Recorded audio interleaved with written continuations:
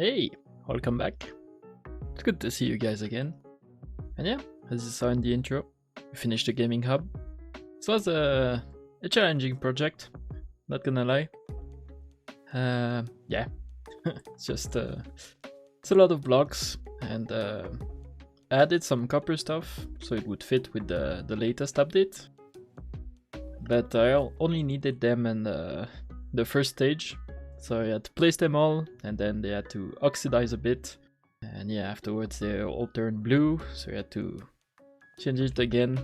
And yeah, it took me like a couple stacks of honeycombs. So yeah, not the most fun build I've done, but I'm really glad it's done. But yeah, quite happy with it. It's like a big central piece with the tower in each diagonal.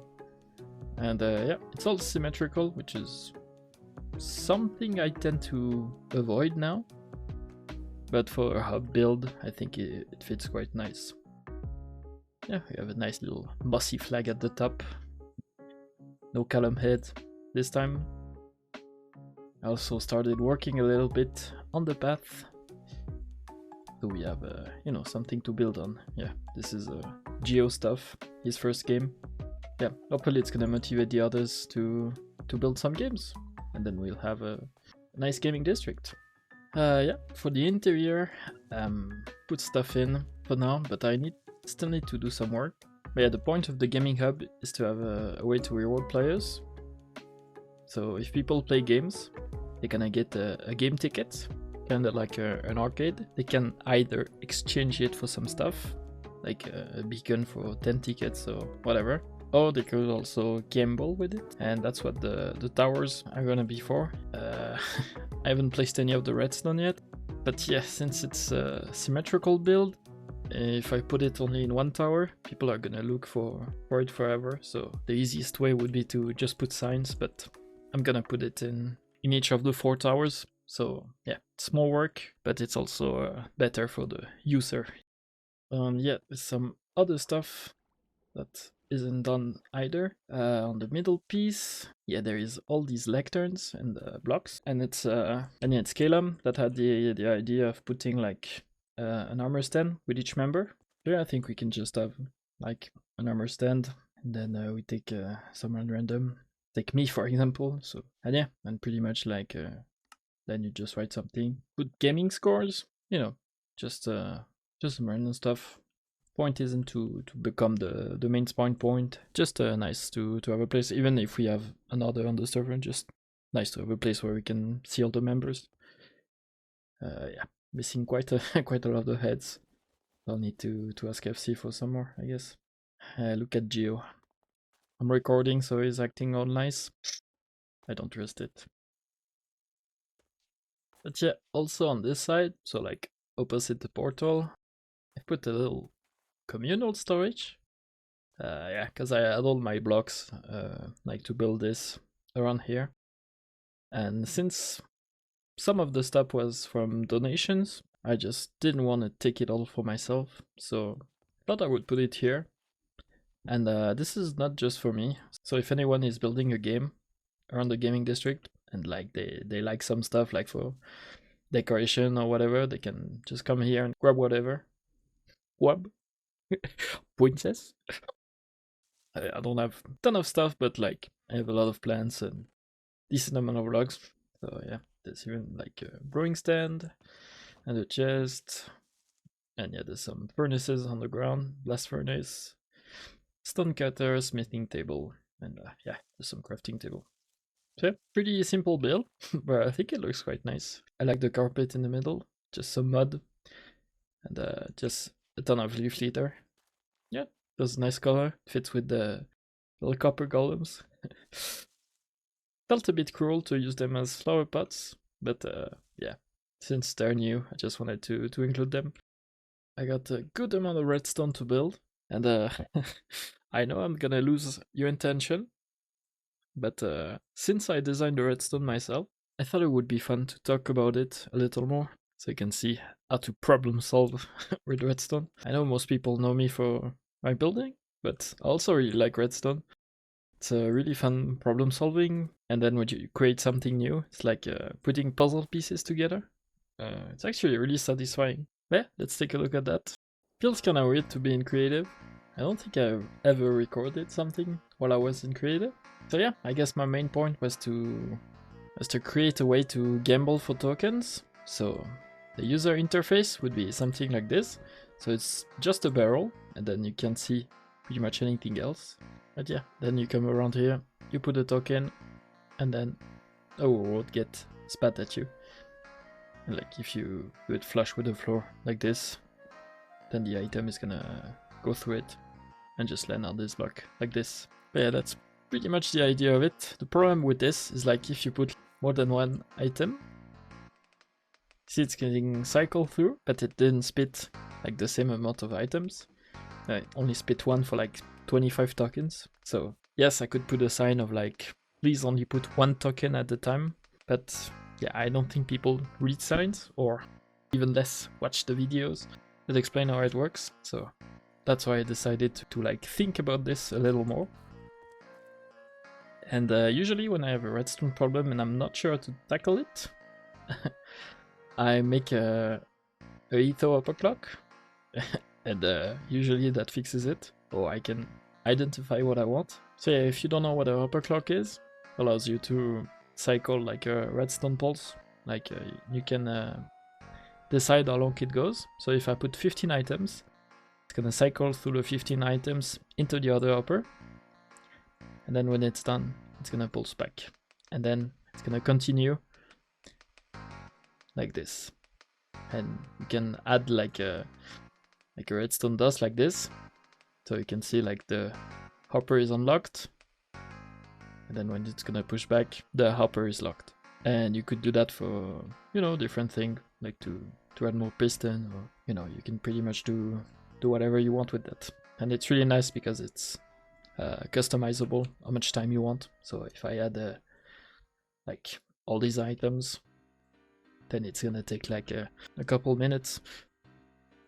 So yeah, it's really amazing to have this kind of freedom. I thought if I did it like with one thing, it would take. Wait, I need to empty this.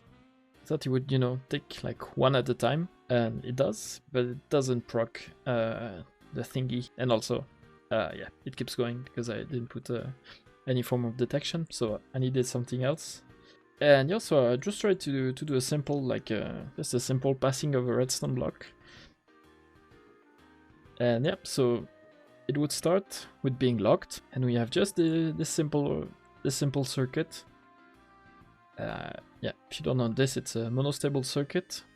It's just a way to make a pulse very short, so it can so it's gonna pass through here, power this, but it's also gonna power this up, so it's gonna stop powering this. So it's just gonna be tick there. So this is gonna get powered. So it's gonna move the redstone block away from the hopper, so it's gonna unlock the hopper.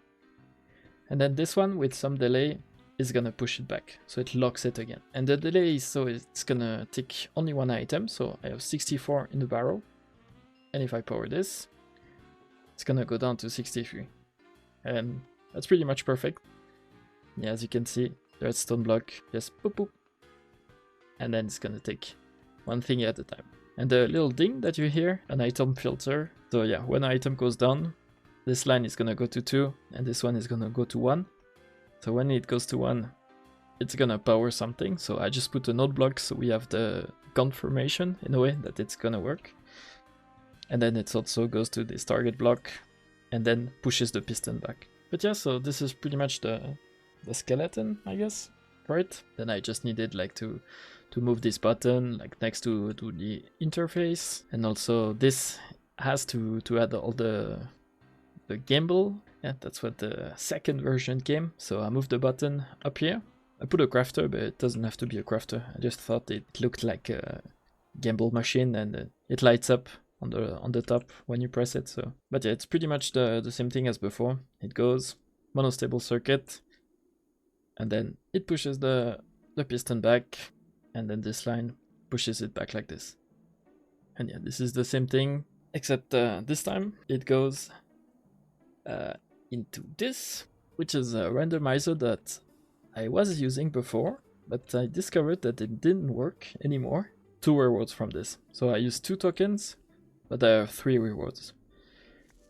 So yeah, it was double powering somehow. I put like 30 tokens and they're all getting cycled one by one.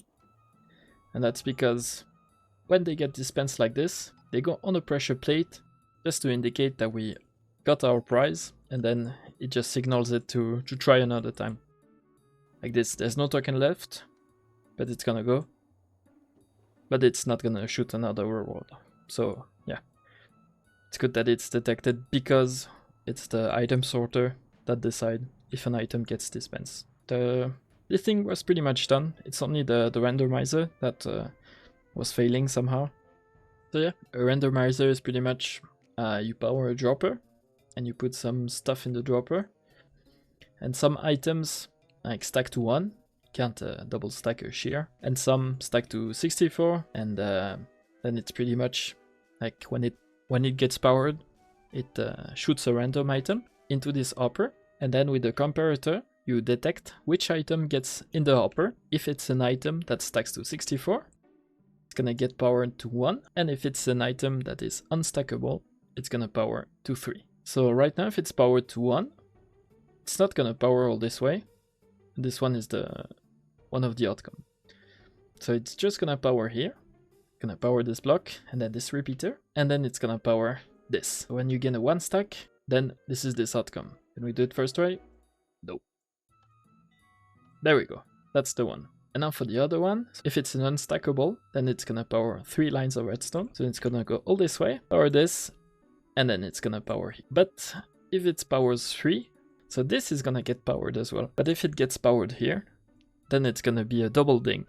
And we don't want that. We don't. Either this one to win or this one to win. So for that we have this extra line. So here when it gets powered with this, it also powers this. And there is this block that gets retracted. And if this block gets retracted before this one can power this line, then it's not gonna power this.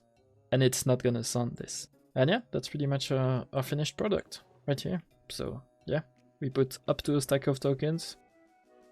Then we press the button, all of our tokens, and then for each one, it's gonna decide if we won or if we lost.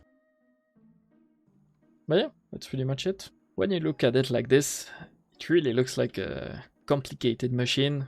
But when you break it down, you realize that it's just, yeah, puzzle pieces. I really like Redstone, so I don't really get often where I can show it, so yeah, it was fun to showcase a little Redstone build like this as well.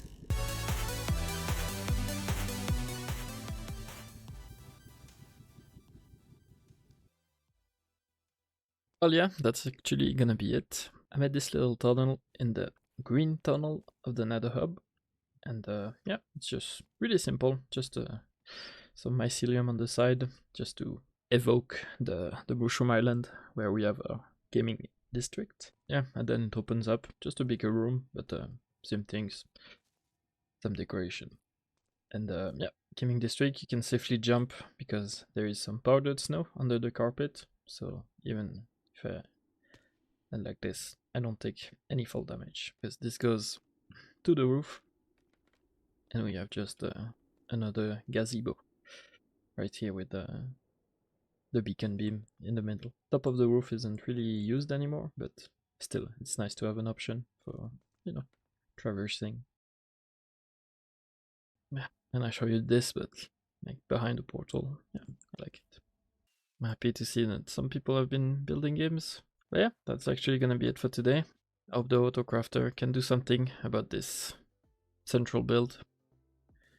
And you know, like to build off from it. Hopefully we have a nice season full of games.